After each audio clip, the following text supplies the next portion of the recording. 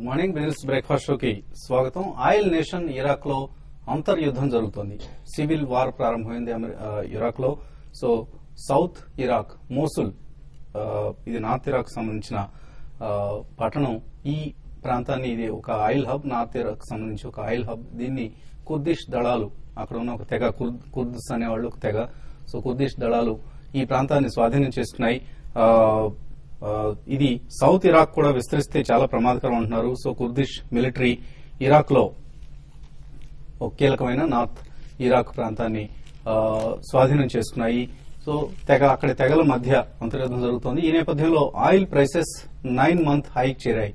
So global oil markets లో ఇది ఒక చాలా కీలకమైన పరిణామం. ఓవైపు యుక్రెయినియన్ సంక్షోభం సద్దుమణిగింది అని అనుకునే లోపల మరోసారి జియో పొలిటికల్ కన్సర్న్స్ మార్కెట్స్ ను అతలాకుతలం చేస్తున్నాయి. ఈ నేపథ్యంలో అమెరికన్ మార్కెట్స్ లాస్ట్ నైట్ నష్టాలతో ముగిశాయి.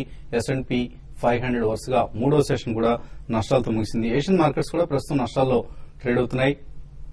And oil prices, Brent crude మనం గమనిస్తే 113 పైన, అలాగే నైమెక్స్ క్రూడ్ $107 పైన ట్రేడ్ అవుతున్నాయి. సో ఇండియా లాంటి ఆయిల్ ఇంపోర్టింగ్ నేషన్స్ కి ఇది గమనించి తీరాల్సిన పరిణామం. చాలా కీలకమైన మార్పులు చోటు చేసుకునే అవకాశం కనిపిస్తోంది. మేబీ డీజిల్, కిరోసిన్ ఇటువంటి ధరలు పెంచుతారన్న వార్తలు మనకు ఆల్రెడీ ఉన్న నేపథ్యంలో క్రూడ్ ప్రైసెస్ పెరిగితే ఈ చర్య తక్షణమే తీసుకోవాల్సిన అవసరం కూడా ఏర్పడుతుంది. సో ఒక ఇంట్రెస్టింగ్ ట్రేడింగ్ డే కోసం మార్కెట్స్ సిద్దమవుతున్నాయి. అండ్ ఫుట్బాల్ విషయానికి వస్తే వరల్డ్ కప్ 2014 మొదటి మ్యాచ్ బ్రెజిల్ కు శుభారంభాన్ని ఇచ్చింది. బోని బాగా జరిగింది, ఏకపక్షంగా సాగింది. Almost 59% of the time Brazil players దగ్గరే ఉంది ఫుట్బాల్. అండ్ 3-1 తేడాతో బ్రెజిల్ గెలిచింది. Brazil star player Neymar 2 goals చేశాడు. ఆఫ్ కోర్స్ అతనికి ఇచ్చిన సెకండ్ పెనాల్టీ కిక్ ఏదైతే ఉందో అది వివాదాస్పదం కూడా అయింది. ఇక మళ్లీ మార్కెట్స్ విషయానికి వస్తే డిఫెన్సివ్స్ లో తిరిగి కొనుగోళ్లు ప్రారంభమయ్యాయి. నిన్న కూడా మనం చూసాం. ఐటీ అండ్ ఫార్మా స్టాక్స్ లో కొనుగోళ్లు జోరుగా సాగే. సన్ఫార్మా లాంటి స్టాక్స్, అలాగే ఈవెన్ HDFC లాంటి స్టాక్ స్ట్రాంగ్ గా క్లోజ్ అయింది. FIS చివర్లో బయింగ్ వచ్చారు. అండ్ మనం చూసాం 230 తర్వాత మార్కెట్స్ అనూహ్యంగా పెరగడం చూసాం. సో బయింగ్ సపోర్ట్ దొరికింది. 625 crores వర్త్ స్టాక్స్ ని FIS కొన్నారు. అండ్ ఇందాక మనం అనుకున్నట్లుగా ఆయిల్ అండ్ గ్యాస్ ఈ రంగానికి సంబంధించిన స్టాక్స్ ఇవాళ లైమ్ లైట్ లో నిలిచే అవకాశం కనిపిస్తుంది. ప్రస్తుతం జరుగుతున్న ఇరాకీ సంక్షోభం నేపథ్యంలో నిన్న ఒక కాలర్ అడిగితే మనం గోల్డ్ గురించి బేరిష్ గా చెప్పాం. ఇవాళ చూస్తే, పొద్దున్న చూస్తే $1,273 దగ్గర ఔన్స్ బంగారం ట్రేడ్ అవుతుంది. అఫ్ కోర్స్ ఇది షార్ట్ టర్మ్ ఫినామినా, బట్ ఇది అనూహ్యంగా జరిగిన పరిణామం.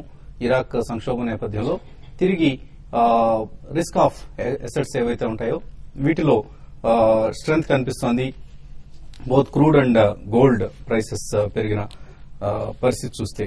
సో మన మార్కెట్స్ $110 క్రూడ్ ప్రైస్ ను 59 రూపీస్ పర్ డాలర్ ఈ పరిస్థితిని డిస్కౌంట్ చేస్తూ ప్రస్తుతానికి ట్రేడ్ అవుతున్నాయి. ఒకవేళ ఇరాక్ సంక్షోభం ముదిరి అమెరికా కనుక ఏదైనా మిలిటరీ యాక్షన్ తీసుకోవడం ఇటువంటి జరిగితే కొంచెం కన్సర్న్స్ తిరిగి తలెత్తాయి. ఎందుకంటే $115-120 కనుక బ్రెంట్ క్రూడ్ పెరిగితే ఇండియాకి ఇది నెగిటివ్ పరిణామం. కాబట్టి దీన్ని మార్కెట్స్ కొంత పరిగణలోకి తీసుకుని ట్రేడ్ అయ్యే అవకాశాలు స్పష్టంగా కనిపిస్తున్నాయి.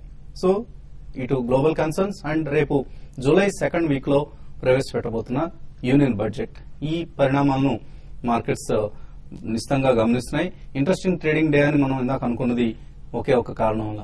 నిన్న వెలువడిన మ్యాక్రో డేటా ఏదైతే ఉందో ఏప్రిల్ నెల IIP, మే నెల CPI ఈ రెండు చాలా పాజిటివ్ గా వచ్చాయి.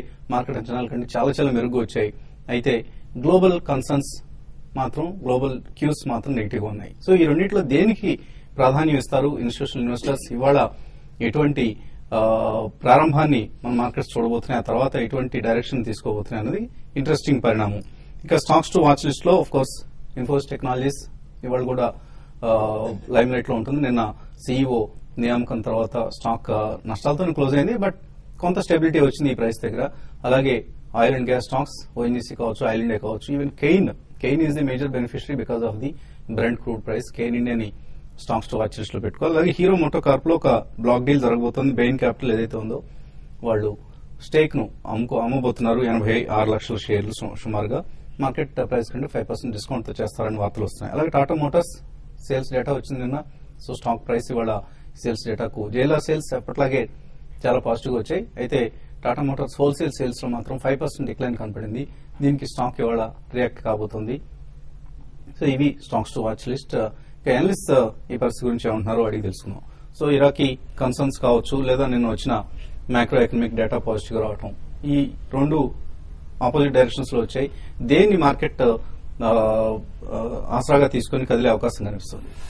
Basically manufacturing data and inflation డేటాని తీసుకునే కదిలే సూచనలు ఎక్కువ కనిపిస్తున్నాయండి. ఎందుకంటే గ్లోబల్ క్యూస్ ఏవైతే ఉన్నాయన్నమాట, ఇటు జియో పొలిటికల్ కన్సర్న్స్ ఇరాక్ లో ఉన్నదన్నమాట, పెద్దగా ఇంపాక్ట్ మనకు అయ్యే పాసిబిలిటీ ఇమీడియట్ గా అయితే లేదన్నమాట. మేబీ ప్రైజెస్ $115 పైన ఫర్మ్ గా నెక్స్ట్ కపుల్ ఆఫ్ వీక్స్ ఉంటేనే నేను అనుకోవటం కొంచెం ఇంపాక్ట్ స్టార్ట్ అవుతుంది. ఎందుకంటే రూపాయి బలంగా ఉంది ఇప్పటికీ అనమాట, బిలో 60 కంటిన్యూస్ గా ఉంది. అన్లెస్ రూపాయి కూడా వీకెన్ అవటం మొదలైతేనే డెఫినెట్లీ సిగ్నిఫికెంట్ ఇంపాక్ట్ ఉంటుంది. అప్పుడు ఆలోచించాల్సిన విషయం కూడా ఉంటుంది అనమాట. But as of now after 13 months అనమాట 3.4% వరకు ఐఐపీ రావటం definitely positive factor. Plus inflation 3 month లో ఏదైతే ఉందో 8.28 అనమాట, అది కూడా కాస్త పాజిటివ్ అనమాట.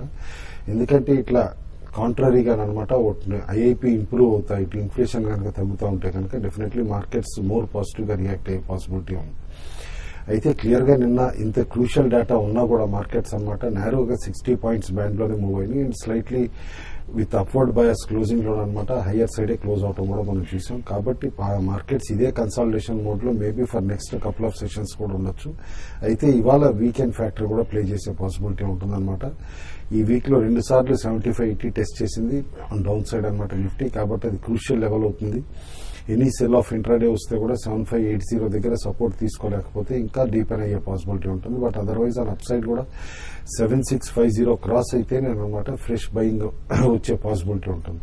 నిన్న ఒక పాజిటివ్ ఇదేంటంటే ఎఫ్ఐఎస్ రిన్యూడ్ బయింగ్ ఇంట్రెస్ట్ కనిపించింది. Large block deals especially Rakesh లాంటి ప్లేయర్ అనమాట ఎడిల్వైజ్ లాంటి బ్రోకింగ్ ఫర్మ్ లో కూడా షేర్స్ తీసుకోవడం చూస్తూ ఉంటే broader market next 1.5 to 2 years retailers కూడా మంచి రిటర్న్స్ ఇచ్చే పాసిబిలిటీ ఉంది. వాల్యూమ్స్ కూడా పెరుగుతాయి అనే పాసిబిలిటీ తోటి ఆయన పికప్ చేశారని ఎక్స్పెక్టేషన్స్ ఉన్నాయి. కాబట్టి in general by on declines అని చెప్పేసి ఇంకా సజెస్ట్ చేస్తాను, ఎందుకంటే మ్యాక్రో డేటా కూడా ఇంప్రూవ్ అవుతుంది కాబట్టి.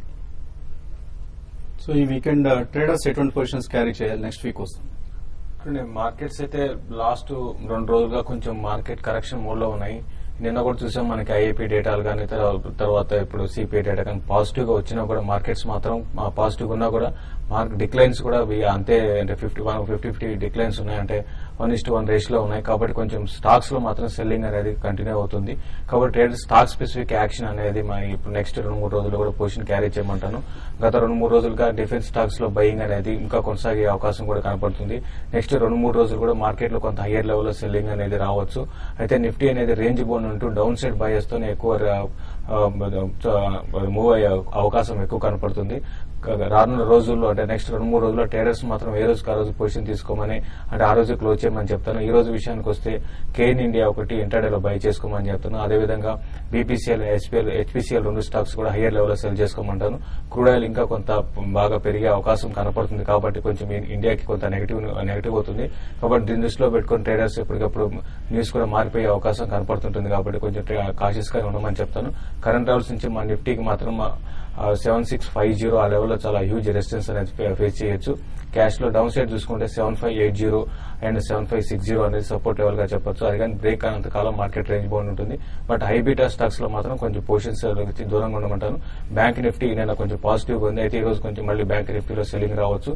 కాబట్టి హయ్యర్ లెవెల్స్ లో ఇంట్రాడేకి 150 to 200 పాయింట్స్ రేంజ్ లో బ్యాంక్ నిఫ్టీ కొనసాగే అవకాశం ఉంది. కాబట్టి హయ్యర్ లెవెల్స్ లో బ్యాంక్ నిఫ్టీని సెల్ చేయమని చెప్తాను. ఇన్వెస్టర్స్ నుంచి కాల్స్ తీసుకోబోయే ముందు కాసేపు ప్రకటన.